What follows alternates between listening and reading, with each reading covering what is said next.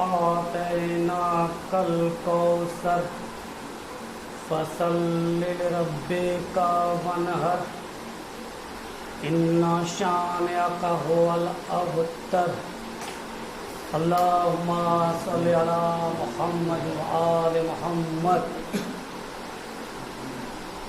حضرات، مسدس کے بند پیش کر رہا ہوں. جناب حر کیا فرماتے ہیں، جناب حر کی کیا صدا ہے، آپ حضرات ملاحظہ کریں. دوستو وقت ہے کہ آب رواں آ جاؤ، دوستو وقت ہے کہ آب رواں آ جاؤ. اب بھٹکتے ہو اندھیروں میں کہاں آ جاؤ.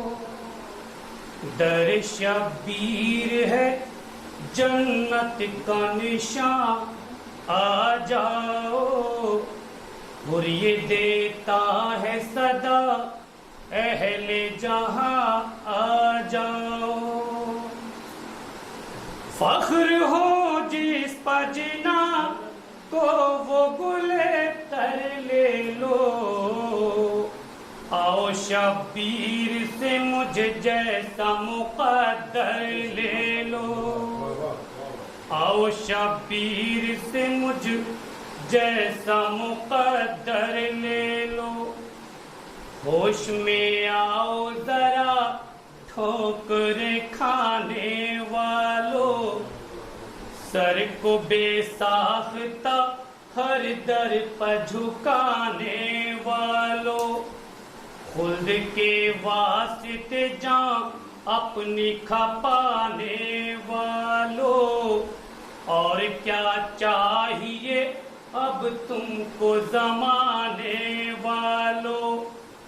سر جھکانے کے لیے وقت سے مہلت لے لو. آ کے شبیر سے پھر مفت میں جنت لے لو. آ کے شبیر سے پھر مفت میں جنت لے لو. الفت شہ کو ذرا دل میں بسا کر دیکھو. دل میں ایمان کی ایک شمع جلا کر دیکھو. ایک پل کے لیے زحمت یہ اٹھا کر دیکھو.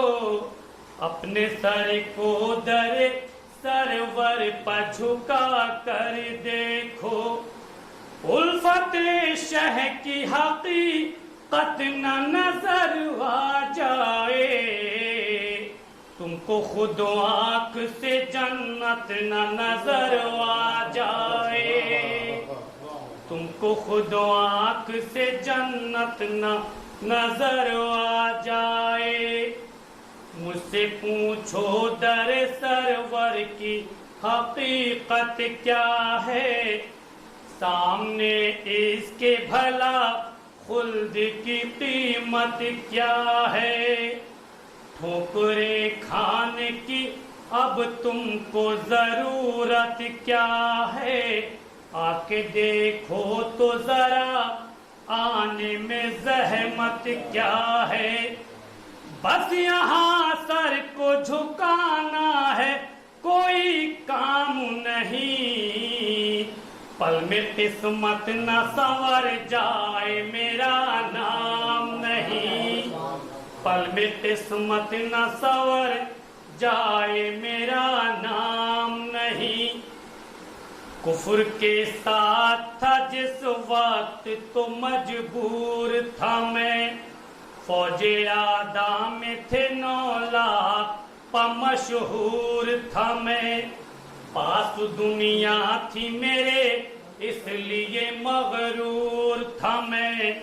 نار کے پاس تھا جنت سے بہت دور تھا میں. نرم بستر پر جو سویا تو اندھیرا دیکھ جب کھلی آنکھ تو جنت میں سویرا دیکھا، جب کھلی آنکھ تو جنت میں سویرا دیکھا، اور یہ دیتا ہے صدا اہل جہاں آ جاؤ۔ اللہم صلی علی محمد وآل محمد۔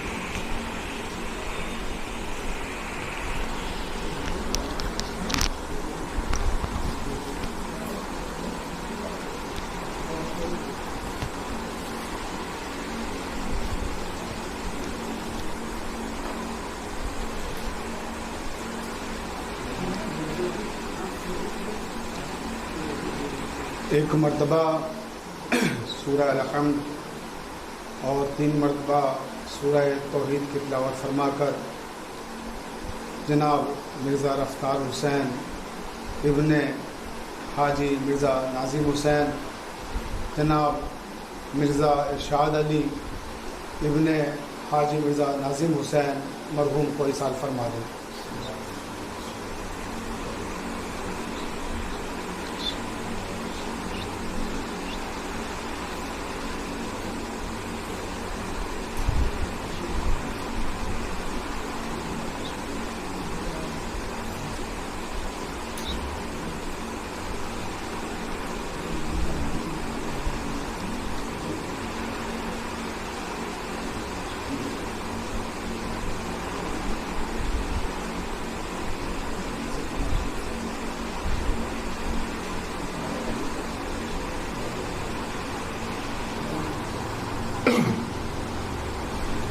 رحم اللہ من قرأ الفاتحہ۔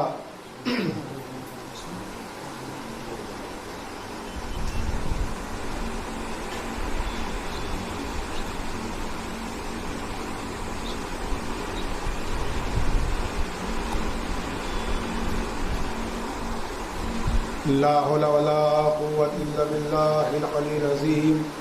أعوذ بالله من الشيطان اللعين الرجيم۔ بسم اللہ الرحمن الرحیم۔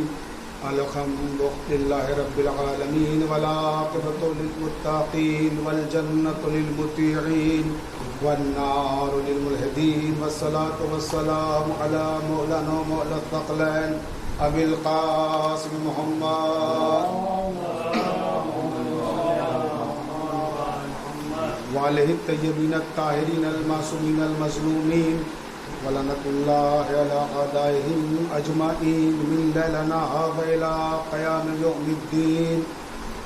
اما بعد، قال اللہ تبارک و تعالی فی کتابہ المبین، بسم اللہ الرحمن الرحیم، من ذا الذی یقرض اللہ قرضا حسنا فیضاعفہ لہ اضعافا کثیرا۔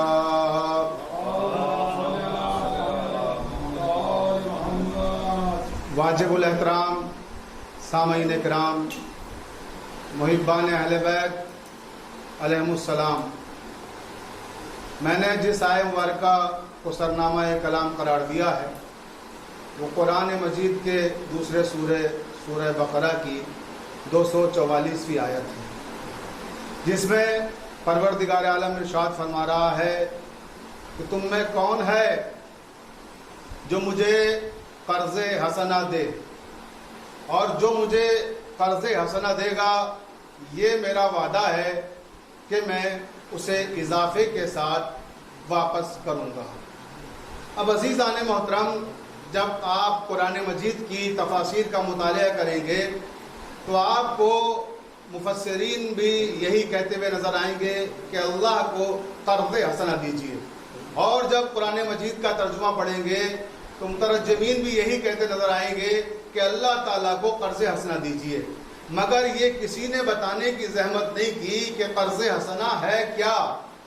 اللہ تعالیٰ کو ہم دے کیا، یہ کیسے معلوم ہو کہ قرض حسنہ ہے کیا؟ ہر مترجم، ہر مفسر یہی لکھتا ہوا نظر آ رہا ہے کہ اللہ کو قرض حسنہ دیجئے، اور پروردگار عالم نے بھی کہا کہ مجھے قرض حسنہ دو تو میں اضافے کے ساتھ تمہیں واپس کروں گا۔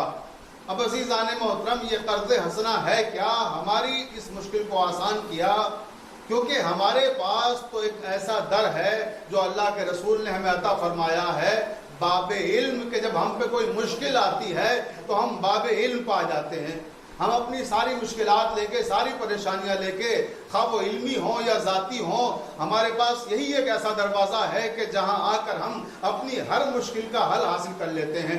لہٰذا جب ہم پر یہ علمی مشکل آئی تو ہم باب علم پہ آ گئے، اور جب ہم باب علم پہ آئے تو ہم نے کیا دیکھا کہ مسند علم پر ہمارے چھٹے امام حضرت امام جعفر صادق علیہ السلام جلوہ افروز ہیں اور درس دے رہے ہیں، سامنے طلبہ بیٹھے ہوئے ہیں۔ امام جعفر صادق کے حوالے سے یہ عرض کرتا چلوں کہ دنیا کی پہلی یونیورسٹی اگر کسی نے قائم کی ہے تو وہ ہمارے امام جعفر صادق علیہ السلام نے کی ہے۔ اب ظاہر سی بات ہے کہ یہ مجلس اس وقت جو منعقد ہو رہی ہے، جن حضرات کی اصالہ ثواب کے لیے منعقد کی گئی ہے، وہ دونوں عزادار تھے مولا کے، اور ایک ان میں جو مرزا رفتار حسین صاحب تھے وہ انجمن حیدری سانکھنی کے صدر بھی رہے ہیں اور حیدری انٹر کالج کے نائب صدر۔ تو ظاہر سی بات ہے کہ مجھے دو عزادار بھائیوں کی مجلس ہے، تو میں چاہتا ہوں کہ تھوڑی دیر جو گفتگو ہو وہ عزاداری کے حوالے سے ہو اور اس عظیم ترین شخصیت کے حوالے سے ہو کہ جس عظیم ترین شخصیت سے عزاداری منسوب ہے، یعنی حضرت امام حسین علیہ السلام، جن پر ہماری جانیں قربان ہوں۔ تو عزیزان محترم، آئیے میں عرض کر رہا تھا کہ یہ قرض حسنہ کیا ہے۔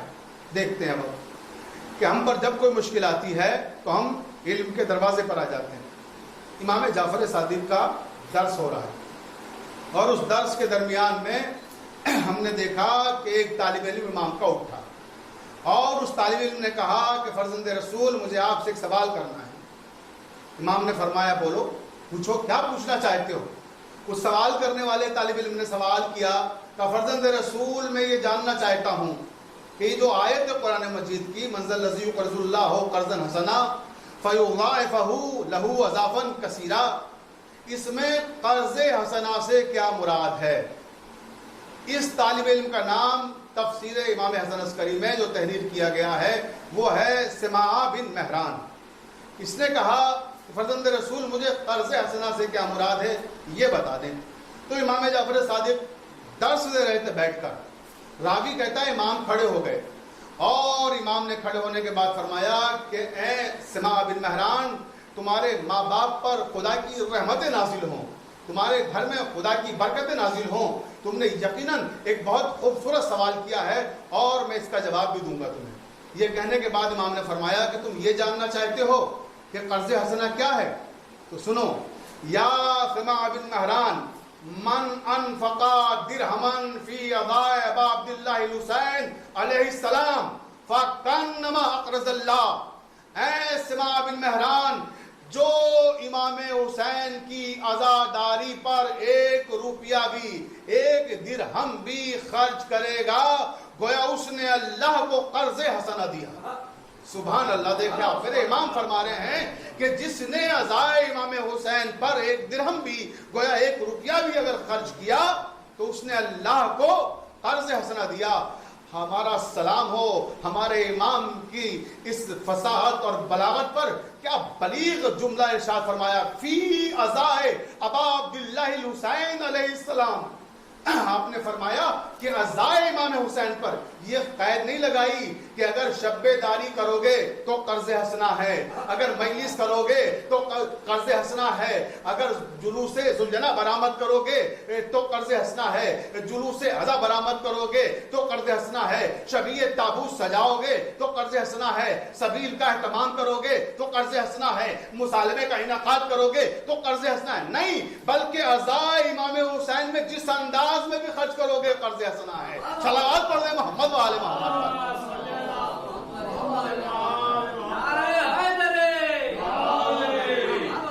تو عزیزان محترم آپ نے دیکھا کہ یہ قرض حسنہ عزائے امام مظلوم ہے. اور اب میں نے ایک جملہ کہا تھا، یہاں میری مجلس پوری دنیا میں لوگ سن رہے ہیں اور یہاں پہ مختلف چینل ہیں، ہندوستان کے بڑے چینل ہیں، یہاں دہلی عزاداری چینل سے یہ مجلس لائیو ہو رہی ہے، اور عباس موسوی چینل ہے، مرکز عزا چینل ہے، شیعہ اصل اہل سنت ہیں، اور راہ اسلام 110 چینل ہے، اور شفق چینل ہے، مختلف چینل یہاں پر موجود ہیں. اس وقت میں ان سب کی موجودگی میں یہ بات کہہ رہا ہوں جو میں نے ابھی عرض کیا تھا کہ امام جعفر صادق نے دنیا کی پہلی یونیورسٹی قائم کی ہے. انشاءاللہ کسی نہ کسی چینل پر ہم اس پر گفتگو کریں گے کہ وہ یونیورسٹی کہاں اور کیسے قائم ہوئی اور اس وقت وہ کس شکل میں ہے، وہ ایک الگ موضوع ہے. لیکن ہم کہنا یہ چاہتے ہیں کہ ہمارا تعلق جو ہے مرکز علم سے ہے، اور ہماری جو قوم ہے وہ اہل علم کی قوم ہے. الحمدللہ علمی رجحان ہماری قوم میں آج بھی ویسے ہی پایا جاتا ہے جیسا باب علم کے زمانے میں تھا. وہ زمانہ بھی علم سے وابستگی کا تھا اور یہ زمانہ بھی علم سے وابستگی کا ہے. تو آئیے اب دیکھیں کہ علم پسند حضرات کی موجودگی میں، اہل علم کی موجودگی میں عرض کر رہا ہوں، یہ بات پوری ذمہ داری سے یہ بات کہہ رہا ہوں کہ یہ جو مجلسیں ہیں جو ہم منعقد کرتے ہیں، ایام اعزا کی آمد ہے، چند دن کے بعد ماہ اعزا بھی آ رہا ہے، اور ہمارے تمام عزاداروں کو اس وقت ایک فکر بھی ستا رہی ہے کہ لاک ڈاؤن کا زمانہ چل رہا ہے. کورونا وائرس نے سارے زمانے کو ایک عجیب و غریب مصیبت میں مبتلا کر رکھا ہے کہ ہم کس طرح سے عزا کا اہتمام کریں گے، کس طرح سے فرش عزا بچھائیں گے، کیسے ہماری مجلسیں ہوں گی، اور کس طرح سے ہمارے جلوس عزا برآمد ہوں گے. انشاءاللہ تعالیٰ فکر نہ کریں، امام زمانہ عجل اللہ تعالیٰ فرجہ شریف ہماری مدد کریں گے. اور جب تک ایام عزا کا زمانہ آئے گا کچھ نہ کچھ مولا کوئی نہ کوئی ایسا حل نکالیں گے کہ ہم اسی شان سے جیسے عزائے حسین منعقد کرتے ہیں، عزائے حسین کا انعقاد ہوگا، مجلسیں بھی ہوں گی، فرش عزا بھی ہوگا، جلوس عزا بھی ہوں گے، اور ہم اس طرح سے مجالس منعقد کریں گے، اس طرح سے جلوس عزا نکالیں گے جس طرح سے ہمارے ملک کے جو قوانین اور جو ضابطے ہیں کورونا وائرس کے متعلق، جو ہمارے ملک نے ہدایات جاری کی ہیں اور جو ہمارے صاحبان اقتدار نے ہدایات جاری کی ہیں، اور جس طرح سے ہمارا ملکی نظام جو بھی اصول اور ضابطے نافذ کرے گا اس زمانے میں، ہم ان کا احترام کرتے ہوئے اپنی عزا کا فرش بچھائیں گے اور اپنی عزاداری کریں گے. لیکن عزیزان محترم پوری توجہ چاہتا ہوں آپ کی، میں عرض کر رہا تھا کہ یہ مجلسیں جو ہیں یہ قرض حسنہ ہیں. ابھی میں نے آپ کو قرآن مجید کی ایک آیت سنائی اور امام کے حوالے سے گفتگو کرتے ہوئے میں اس نتیجے تک لے کر آیا کہ یہ مجلس عزا قرض بھی ہیں اور فرض بھی ہیں. قُلْ لَا أَسْأَلُكُمْ عَلَيْهِ أَجْرًا إِلَّا الْمَوَدَّةَ فِي الْقُرْبَى. اس آیت کے حوالے سے اگر میں گفتگو کروں کہ جس میں کہا گیا کہ اے میرے حبیب ان سے کہہ دو ہمیں کچھ بھی نہیں چاہیے تم سے، اگر تم چاہتے ہو اجر رسالت ادا کرنا تو ہمارے اہل بیت سے محبت کرو. تو وہاں اہل بیت سے محبت کا مطالبہ کیا جا رہا ہے، یہاں عزاداری کو قرض بتایا جا رہا ہے. تو اگر اجازت ہے تو جملہ یوں عرض کروں، میں آپ کی سماعتوں کی نظر کروں کہ یہ عزاداری وہ ہے جو قرض بھی ہے اور فرض بھی ہے. تو الحمدللہ جب ہم فرش عزا بچھاتے ہیں تو قرض بھی ادا کرتے ہیں اور فرض بھی ادا کرتے ہیں. صلوات پڑھ دیں محمد والے محمد پر. تو عزیزان محترم میں یہ عرض کرنا چاہتا ہوں آپ حضرات کی خدمت میں کہ آئیے ہم جو یہ قرض اور فرض جس شخصیت کے حوالے سے ادا کرتے ہیں وہ عظیم ترین شخصیت ہے امام حسین علیہ السلام کی شخصیت. ابھی کچھ دنوں پہلے پاکستان ٹی وی پہ ایک بحث چھڑی تھی امام علی کے تعلق سے کہ کسی نے کہا کہ امام علی انبیاء سے افضل ہیں. اب اس پر گفتگو شروع ہو گئی اور بعض حضرات کو اعتراض تھا کہ یہ کیسے ممکن ہے کہ امام علی انبیاء سے افضل ہو جائیں.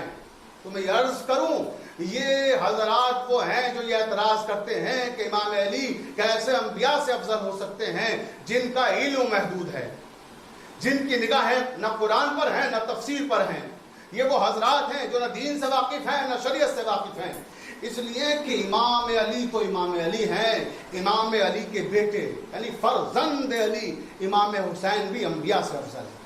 میں آج کی اس تقریر میں مختصر سے وقت میں، کیونکہ مجھے 35 منٹ کے اندر اپنی تقریر کو ختم کر دینا ہے، جیسا کہ آپ حضرات کے علم میں ہے آج لکھنؤ میں ہماری حکومت کی طرف سے اعلان کیا گیا 10 بجے سے لاک ڈاؤن ہے، اور یہ سارے چینل کے افراد و حضرات بڑی دور دور سے تشریف لائے ہیں، ان سب کو 10 بجے تک اپنے اپنے گھروں کو بھی واپس جانا ہے، تو ہمیں وقت مقررہ کے اندر اپنی تقریر بھی ختم کرنا ہے۔ تو عزیزان محترم، میں عرض کر رہا تو امام علی تو امام علی ہیں، ان کے فرزند یعنی امام حسین علیہ السلام بھی انبیاء سے افضل ہیں، اور یہ میں خطابت نہیں کر رہا ہوں، میں ابھی قرآن مجید سے دلیل دوں گا، آپ کی خدمت میں دلیل پیش کروں گا۔ آپ جب زیارت وارثہ پڑھتے ہیں تو کیا کہتے ہیں؟ السلام علیکہ یا وارث آدم صفوت اللہ، السلام علیکہ یا وارث نوح نبی اللہ، السلام علیکہ یا وارث ابراہیم خلیل اللہ، السلام علیکہ یا وارث موسیٰ کلیم اللہ، السلام علیکہ یا وارث عیسیٰ روح اللہ۔ آپ یہ کلمات زیارت میں پڑھتے ہیں، لیکن آئیے اب دیکھیں کہ کس طرح سے حسین وارث انبیاء ہیں اور کس طرح سے حسین افتخار انبیاء ہیں۔ عزیزان محترم، آئیے پہلے آغاز ابراہیم سے کرتے ہیں۔ میں ابراہیم علیہ السلام اور جناب آدم علیہ السلام اور جناب اسماعیل علیہ السلام، ان 3 شخصیات کے حوالے سے اس وقت آیات پیش کروں گا، کیونکہ اس سے زیادہ کی وقت ہمیں اجازت نہیں دیتا، اور انشاءاللہ پھر کسی موقع پر گفتگو ہوگی تو ہم مزید انبیاء کے تعلق سے بھی آیات قرآنی کے حوالے سے گفتگو کریں گے۔ میں روایتوں سے باتیں نہیں کر رہا ہوں تاکہ کوئی کہہ سکے کہ صاحب پتہ نہیں یہ کس راوی کی روایت ہے، یہ ہمارے نزدیک معتبر ہے یا نہیں ہے، پتہ نہیں یہ کس مسلک کا راوی ہے، لیکن میں قرآن سے بات کر رہا ہوں جہاں کوئی گنجائش نہیں ہے کہ کوئی یہ کہہ سکے کہ بھئی یہ روایت ہے، یہ معتبر ہے یا نہیں ہے۔ یہ تو آیت ہے جس کا ہر لفظ حق ہے، جس کا ہر حرف لفظ ہے، جس کا ہر لفظ حق ہے، جس کا ہر حرف حق ہے، اور جس کا زیر و زبر و پیش بھی حق ہے، جس کا نقطہ بھی حق ہے۔ تو میں اس قرآن مجید سے گفتگو کر رہا ہوں، اور آئیے دیکھیں حسین اور ابراہیم میں کیا فرق ہے۔ اللہ تعالیٰ نے جب جناب ابراہیم کو امامت عطا کی تو کیا فرمایا؟ سورہ بقرہ قرآن مجید کا دوسرا سورہ ہے، اور دوسرے سورے کی 124ویں آیت میں ارشاد فرمایا کہ وَإِذِ ابْتَلَىٰ إِبْرَاهِيمَ رَبَّهُ بِكَلِمَاتٍ فَأَتَمَّهُنَّ قَالَ إِنِّي جَاعِلُكَ لِلنَّاسِ إِمَامًا قَالَ وَمِن ذُرِّيَّتِي قَالَ لَا يَنَالُ عَهْدِي الظَّالِمِينَ۔ اے میرے حبیب وہ وقت یاد کرو جب ہم نے ابراہیم کو آزمایا، اور جب ہم نے انہیں آزمایا تو وہ اس امتحان میں کامیاب ہو گئے، فَأَتَمَّهُنَّ کامیاب ہو گئے۔ جب کامیاب ہو گئے تو پھر ہم نے ان سے کہا کہ ابراہیم اب ہم تمہیں منصب امامت عطا فرمائیں گے۔ قال انی جاعلک للناس اماما، ادھر ہم نے یہ اعلان کیا کہ ہم تمہیں لوگوں کا امام بنائیں گے، کہنے لگے قال ومن ذریتی، اے پروردگار کیا میری ذریت کو امامت کا منصب عطا نہیں کرے گا؟ تو ہم نے کہا قال لا ینال عہد الظالمین، اے ابراہیم یقیناً ہم تمہاری اولاد کو بھی منصب امامت کو فائز کریں گے، مگر ظالموں کو امام نہیں بنائیں گے۔ یعنی اللہ نے اس آیہ مبارکہ کے ذریعے سے یہ واضح کر دیا کہ امامت منصوص من اللہ ہے اور محفوظ عن الخطا ہے۔ لیکن میں یہاں کیونکہ تفصیل میں جانے کا وقت نہیں ہے، میں یہاں ایک جملہ کہنا چاہتا ہوں اور بات کو آگے بڑھانا چاہتا ہوں کہ ابراہیم اور حسین میں فرق کیا ہے۔ اب زمانہ دیکھیں کہ جب اللہ نے ابراہیم کو امامت دی تو کیا کہا؟ وَإِذِ ابْتَلَىٰ إِبْرَاهِيمَ رَبُّهُ بِكَلِمَاتٍ، ہم نے ابراہیم کو آزمایا، اس کے بعد پھر انہیں امامت عطا کی۔ یعنی ابراہیم وہ ہیں جو امتحان پہلے دیں اور امامت انہیں بعد میں ملے، لیکن حسین ابن علی وہ ہیں کہ جنہیں اللہ نے امام پہلے بنایا، امتحان کربلا میں بعد میں لیا۔ صلوات پڑھ لیں محمد والے محمد۔ تو اب عزیزان محترم آئیے، بات ابراہیم کی ہو رہی ہے تو اسماعیل کے حوالے سے بھی گفتگو ہو جائے کہ ابراہیم کے بعد اسماعیل اور حسین میں کیا فرق ہے۔ تو اب عزیزان محترم دیکھیں اسماعیل کون ہیں۔ اللہ نے جب ابراہیم کو امامت عطا کی تو کیا کہا؟ پروردگار عالم نے ارشاد فرمایا کہ وَإِذِ ابْتَلَىٰ إِبْرَاهِيمَ، ہم نے ابراہیم کو آزمایا۔ اچھا یہ آزمائش کون سی تھی؟ یہ امتحان کون سا تھا جس سے ابراہیم گزرے اور اس کے بعد پھر کامیاب ہوئے؟ تو پروردگار نے کہا کہ قرآن پڑھو، قرآن میں ہر سوال کا جواب موجود ہے۔ والصافات، قرآن مجید کا 37واں سورہ، 37ویں سورے کی 101 سے لے کر 106 تک کی آیات میں پروردگار عالم نے اس امتحان کی تفصیل بتائی کہ جس میں ابراہیم گزرنے کے بعد منصب امامت تک پہنچے۔ کیا ارشاد فرمایا؟ فَلَمَّا بَلَغَ مَعَهُ السَّعْيَ قَالَ يَا بُنَيَّ إِنِّي أَرَىٰ فِي الْمَنَامِ أَنِّي أَذْهَبُكَ فَانظُرْ مَاذَا تَرَىٰ قَالَ يَا أَبَتِ افْعَلْ مَا تُؤْمَرُ سَتَجِدُنِي إِن شَاءَ اللَّهُ مِنَ الصَّابِرِينَ فَلَمَّا أَسْلَمَ وَتَلَّهُ لِلْجَبِينِ وَنَادَيْنَاهُ يَا إِبْرَاهِيمُ قَدْ صَدَّقْتَ الرُّؤْيَا إِنَّا كَذَٰلِكَ نَجْزِي الْمُحْسِنِينَ إِنَّ هَٰذَا لَهُوَ الْبَلَاءُ الْمُبِينُ وَفَدَيْنَاهُ بِذِبْحٍ عَظِيمٍ۔ یہ ہے وہ امتحان کی فہرست۔ اس میں کیا کہا پروردگار عالم نے؟ ارشاد فرمایا کہ اے ابراہیم، جب اسماعیل اپنے قدموں کے بل چلنے لگے یعنی سن شعور کو پہنچے تو کہا کہ ابراہیم اسماعیل کو بلاؤ۔ اسماعیل کو بلایا ابراہیم نے اور کہا کہ ابھی نے اپنا رات کا خواب بتاؤ۔ اسماعیل سے کہا ابراہیم نے کہ بیٹا میں نے رات خواب دیکھا ہے۔ بابا کیا خواب دیکھا ہے؟ کہ میں نے خواب میں دیکھا میں تمہیں اپنے ہاتھوں سے ذبح کر رہا ہوں، لہٰذا بتاؤ اب تمہاری کیا رائے اس سلسلے میں؟ تو بیٹے نے کہا فَتَجِدُنِي إِن شَاءَ اللَّهُ مِنَ الصَّابِرِينَ، بابا جان جو آپ نے خواب میں دیکھا ہے سچ کر دکھائیے، انشاءاللہ آپ مجھے صبر کرنے والوں میں سے پائیے گا۔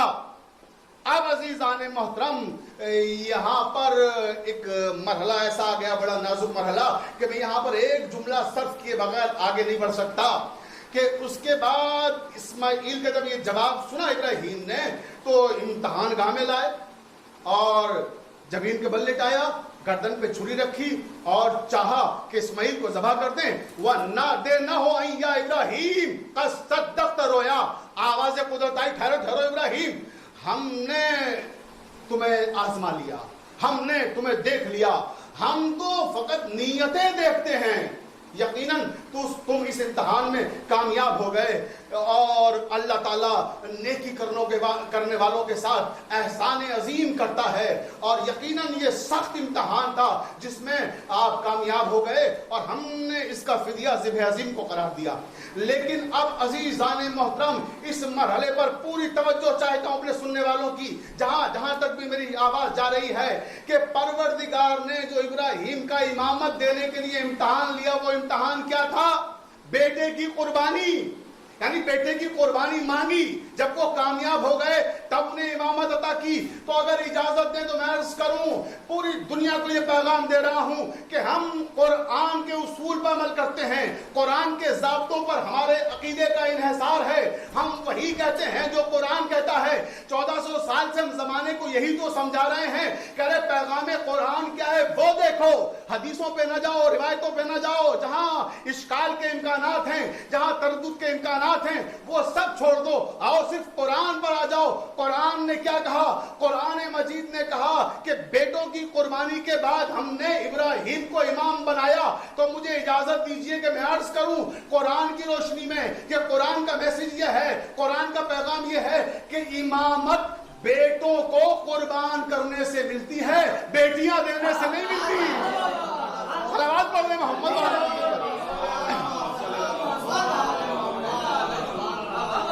بیٹیاں دینے سے امامت نہیں ملتی، بیٹیاں دینے سے حکومتیں ملتی ہیں، اقتدار ملتا ہے، سلطنتیں ملتی ہیں۔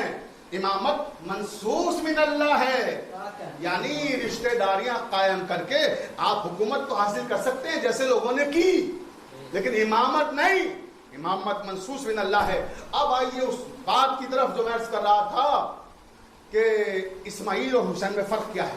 بہت توجہ اپنے تمام سننے والوں کی، کیونکہ میں بات قرآن سے کر رہا ہوں، میں روایتوں سے گفتگو نہیں کر رہا ہوں۔ جب ابراہیم نے کہا کہ میں نے خواب میں دیکھا ہے تمہیں ذبح کر رہا ہوں، تو کیا جواب دیا اسماعیل نے؟ سَتَجِدُنِي إِن شَاءَ اللَّهُ مِنَ الصَّابِرِينَ، بابا مجھے صبر کرنے والوں میں سے پائیے گا۔ عزیزان محترم عربی میں دو لفظ ہیں، ایک صبر ایک شکر، دونوں کے الگ الگ مرحلے ہیں۔ اگر کسی کے یہاں کوئی انتقال ہو جاتا ہے، کوئی مصیبت آتی ہے، خدا نہ کرے کسی کے کوئی انتقال ہو، تو اگر کوئی مصیبت آتی ہے اس پر ہم کیا کرتے ہیں؟ صبر کرتے ہیں۔ اور جب ہمیں کوئی نعمت ملتی ہے تو پھر ہم شکر کرتے ہیں۔ اگر کسی کا انتقال ہو جائے اور آپ کرسے کے لیے جائیں, تعزیت کے لیے جائیں اور جا کر کہیں کہ صاحب آپ کے یہاں جوان بیٹے کی موت ہو گئی, آپ کو اللہ کا شکر ادا کرنا چاہیے, تو آپ سے ناراض ہو جائے گا. توجہ چاہتا ہوں, وہ آپ سے ناراض ہو جائے گا, یہ کیسی باتیں کر رہے ہیں, جوان بیٹا مر گیا اور کہہ رہے ہیں کہ اللہ کا شکر ادا کرو. نہیں, تب آپ کہیں گے صبر کیجیے, رضا الہی یہی تھی. توجہ چاہتا ہوں. اور اگر کسی کو کوئی نعمت ملے, خدا نہ خواستہ کوئی 10 لاکھ روپئے کسی کو مل جائیں یا کوئی نعمت غیر مترقبہ مل جائے, آپ اس کے پاس جائیں گے اپنے دوست کے پاس, تو کیا کہیں گے؟ شکر ادا کرو, اللہ نے تمہیں نعمت عطا کر دی جس کی کوئی امید نہیں تھی, توقع نہیں تھی. پوری توجہ عزیزان محترم, تو معلوم ہوا کہ مصیبت پر صبر اور نعمت پہ شکر. تو اسماعیل نے کیا کہا؟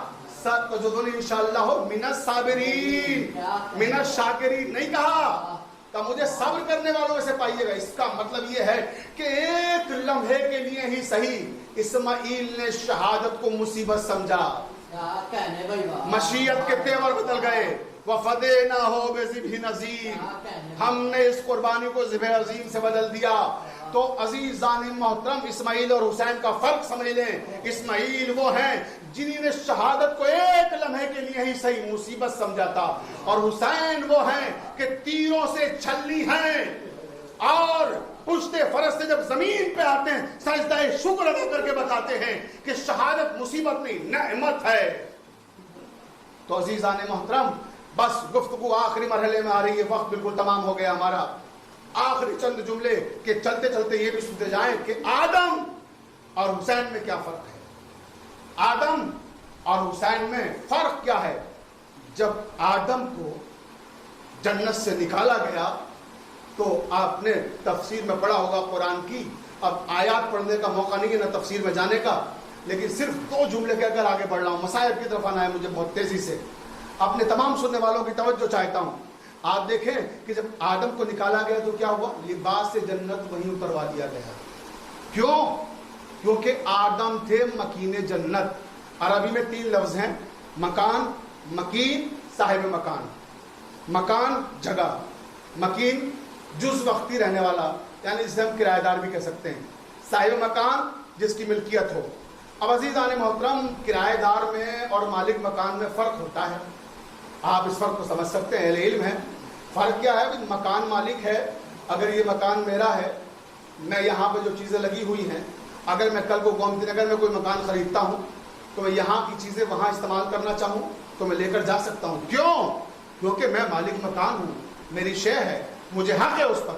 لیکن اگر میں اپنے مکان کا جو یہ نیچے والا حصہ ہے, لائبریری ہے, اگر میں کسی کو کرائے پہ دے دوں, تو اگر میں کرائے پہ دوں اور وہ کچھ دن رہے اور اس کے بعد جب جانے لگے تو جو لائبریری میں اے سی لگا ہوا ہے اس کو کھول کے لے جائے, پنکھے لگے ہوئے اس کو لے جائے, تو کیا لے جانے دوں گا میں؟ نہیں. کیوں؟ کیونکہ کرایہ دار یہ سب لے کر نہیں آیا تھا. توجہ چاہتا ہوں, یہ تو مکان مالک کا ہے نا. پوری توجہ زانے محترم, تو ہمیں حق ہے کہ ہم اپنی چیز جہاں جہاں استعمال کریں, لیکن کرایہ دار کو یہ حق نہیں ہے کہ وہ یہاں کی چیزیں دوسری جگہ لے کر جائے. تو عزیزان محترم, اب مجھے نہیں معلوم کہ آدم کا کیا تعلق تھا, مگر ہم اتنا جانتے ہیں کہ آدم مکین جنت تھے, کیونکہ جب آئے تو لباس جنت اتروا لیا گیا, لیکن جو مالک جنت تھا اس نے مدینے میں رہ کر لباس جنت لگا لیا. صلوات پڑھ دیں محمد و آل محمد پر.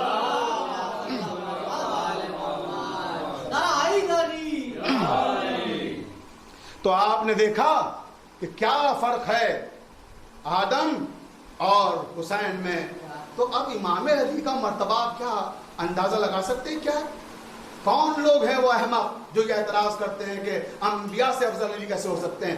علی کا بیٹا انبیاء سے افضل ہے.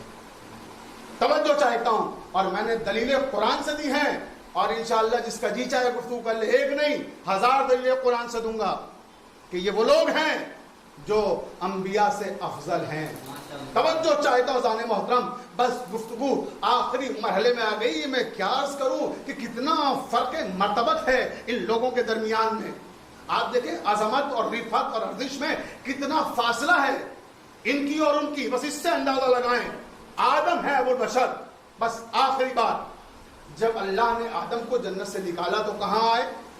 اب 2 روایتیں ہیں, کہ آدم اور حوا کو جب دونوں کو اللہ نے جنت سے نکالا تو ایک کو جدے میں اور ایک کو موجودہ جغرافیے کے اعتبار سے سری لنکا میں اتارا، اتنے فاصلے پر۔ آدم حوا کے لیے تڑپ رہے ہیں، حوا آدم کے لیے تڑپ رہی ہیں، دونوں ایک دوسرے کے لیے رو رہے ہیں، گریا کر رہے ہیں، وصل نہیں ہوتا، ملاپ نہیں ہو رہا ہے، جدائی ہے، فراق ہے، تڑپ رہے ہیں ایک دوسرے کے لیے۔ اب ہزاروں سال روتے رہے، تاریخ کہتی ہے۔ اور میں حوالے کے ساتھ گفتگو کرنے کا عادی ہوں۔ کتاب کا نام ہے تفسیر در منصور اور مصنف علامہ جلال الدین سیوطی۔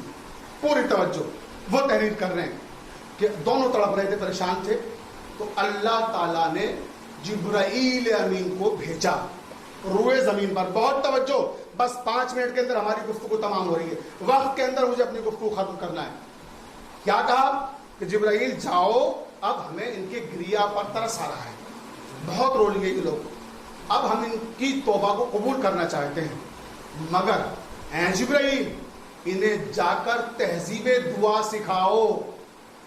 پوری توجہ چاہتا ہوں اپنے تمام سننے والوں کی، یہ مرزا شفیق حسین شفق کے جملے نہیں ہیں، علامہ جلال الدین سیوطی تفسیر در منصور میں تحریر کر رہے ہیں۔ اللہ تعالیٰ نے کیا فرمایا کہ جبرائیل آدم کو تہذیب دعا سکھاؤ۔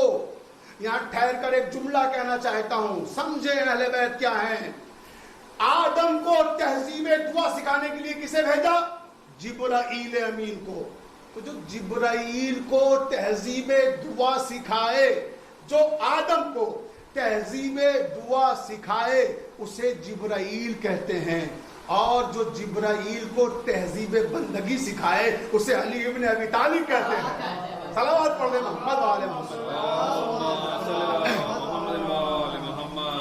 تو عزیزان محترم، آپ نے دیکھا کہ جبرائیل امین کو پروردگار نے بھیجا، اور جب جبرائیل امین آئے تو کہا اے آدم، اللہ نے مجھے تمہارے پاس بھیجا ہے کہ میں تمہیں تہذیب دعا سکھاؤں۔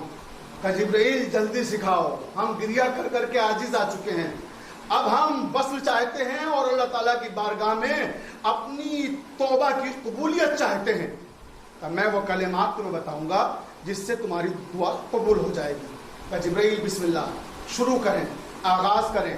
اب پھر میں یہ عرض کروں گا کہ یہ مرزا شفیق کے جملے نہیں ہیں، جلال الدین سیوطی نے لکھے ہیں یہ فقرے، انہی نے کہا کہ جبرائیل کہتے ہیں کہ اے آدم کہو اللہم بحق محمد وعلی وفاطمہ والحسن والحسین وتب علی انک تواب الرحیم۔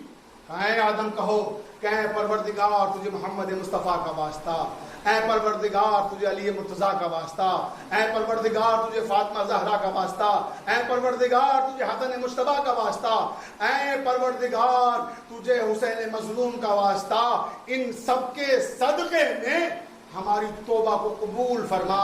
اب عزیزان محترم، آپ دیکھیں کہاں آدم کہاں حسین۔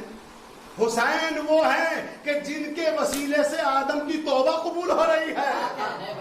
بھائی اجازت دے تو ایک جملہ صرف کرنا چاہتا ہوں اس مرحلے پر کہ آدم ہیں ابو البشر، ساری کائنات کے انسانوں کے باپ، یعنی تمام مسلمانوں کے باپ، تمام انسانوں کے باپ۔ تو جب تمام انسانوں کے باپ کی توبہ، یا یہ لفظوں کو بدل کے یہ عرض کروں کہ جب تمہاری توبہ کی تو حیثیت اور حقیقت کیا ہے، تمہارے باپ کی توبہ حسین کے وسیلے کے بغیر نہیں قبول ہوئی۔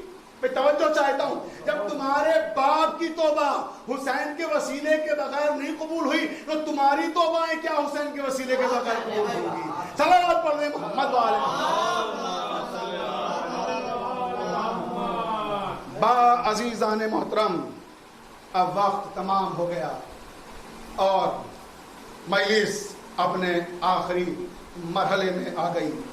میں ایک بار پھر ان تمام چینلز کا شکر گزار ہوں کہ جنہوں نے اس مجلس کو نشر کیا، خصوصاً میں جن افراد و حضرات کا شکر گزار ہوں، دہلی عزاداری اور عباس موسوی چینل اور مرکز عزا چینل اور راہ حق 110 چینل اور شیعہ ہی اصل اہل سنت ہیں، ان شفق چینل ان تمام چینل کا میں شکریہ ادا کرتا ہوں کہ انہی نے ہماری بات کو دیگر حضرات و افراد تک پہنچایا. اور جن دو برادران کے 40ویں کی یہ مجلس ہے، جیسا کہ میں نے آغاز کلام میں عرض کیا تھا، مرزا رفتار حسین مرحوم اور حاجی مرزا ارشاد علی مرحوم، دونوں بھائی کتنی محبت کرتے تھے آپس میں کہ ایک ہفتے کے اندر دونوں کا انتقال ہو گیا. تو دیکھیے بھائی بھائی کی محبت بھی کیا شے ہوتی ہے کہ ایک ہفتے کے اندر اس دنیا سے چلے گئے. دونوں عزادار، دونوں ماتمدار، دونوں نمازی، دونوں پرہیزگار، دونوں اسلامی امور میں بڑھ چڑھ کے حصہ لینے والے، دونوں غریبوں کی مدد کرنے والے، دونوں تعلیم کے فروغ میں حصہ لینے والے. تو ایسے عزادار جب ہمارے درمیان سے گزرے تو ہمارا دستور یہی ہے کہ ہم کبھی بھی اپنے چاہنے والوں کو یاد کر کے نہیں روتے. ہم جب روتے ہیں ہمیشہ ماتم کرتے ہیں تو اہل بیت علیہ السلام کی مصیبتوں پہ کرتے ہیں. میں مرحوم کے فرزندان اور خانوادے کے افراد و حضرات کی خدمت میں تعزیت پیش کرتے ہوئے، میں دو بھائی تھے ایک ساتھ دونوں نے انتقال فرمایا ہے، تو مجھے کربلا کے دو بھائی یاد آ گئے.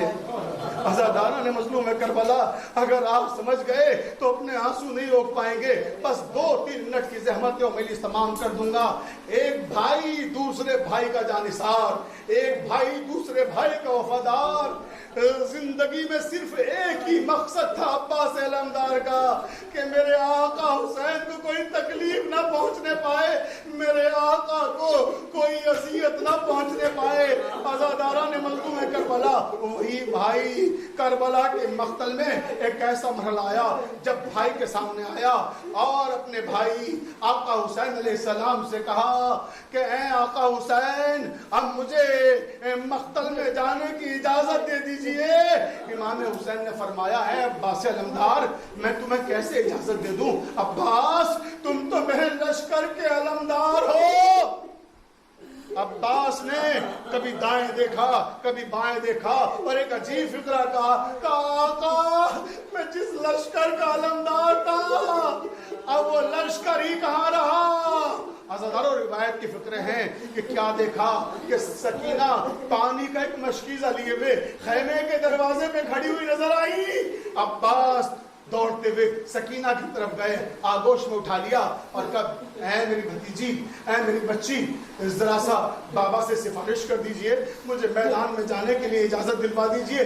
روایت کی فکرے ہیں کہ آقا حسین کے قریب مولا عباس اس انداز میں آئے کہ آگوش میں جناب سکینہ ہیں اور سکینہ کے ہاتھ میں ایک مشکیزہ ہے. عزاداروں کیا رشتہ ہے عباس علمدار اور جناب سکینہ کا بھی. اس خلوص سے بچی نے مشکیزہ اٹھایا تھا کہ آج تک چچا کے علم کے ساتھ بندھا ہوا ہے. آج تک چچا عباس کے علم میں وہ مشکیزہ چچا اور بھتیجی کی محبت کو ظاہر کر رہا ہے. ارباب ازبا آخری جملہ مجلس تمام ہو رہی ہے کہ ایک مرتبہ سکینہ کو آگوش میں دیکھنے کے بعد امام نے فرمایا، عباس، عباس، اب تو تم ایسی سفارش لے کر آئے ہو کہ میں انکار نہیں کر سکتا. یہ ایک جملہ آقا عباس سے کہا ہے اور بس آخری جملہ تقریر تمام ہو رہی ہے. دوسرا جملہ جناب سکینہ سے خطاب کر کے امام حسین نے فرمایا کہ سکینہ ابھی تو سفارش کرنے کے لیے آئی ہیں آپ، چچا کو اجازت دلانے کے لیے آئی ہیں، لیکن جب چچا کے بازو کٹ جائیں گے، دریا کے کنارے شہید ہو جائیں گے اور پھر شام غریبہ آئے گی، خیمے لوٹے جائیں گے، تماچے لگائے جائیں گے، اس وقت چچا کو بہت یاد کرو گی مگر چچا پھر نہیں آئیں گے. یا سکینہ یا عباس، اللہم اغفر للمؤمنین والمؤمنات والمسلمین والمسلمات الاحیاء منهم والاموات تاب بیننا بینہم بالخیرات انک مجیب الدعوات انک علی کل شیء قدیر. ایک مرتبہ سورہ الحمد اور 3 مرتبہ سورہ توحید کی تلاوت فرما کر مرزا رفتار حسین مرحوم، ابن حاجی مرزا ناظم حسین مرحوم، مرزا ارشاد علی مرحوم، ابن مرزا ناظم حسین مرحوم کو اصال فرما دیں.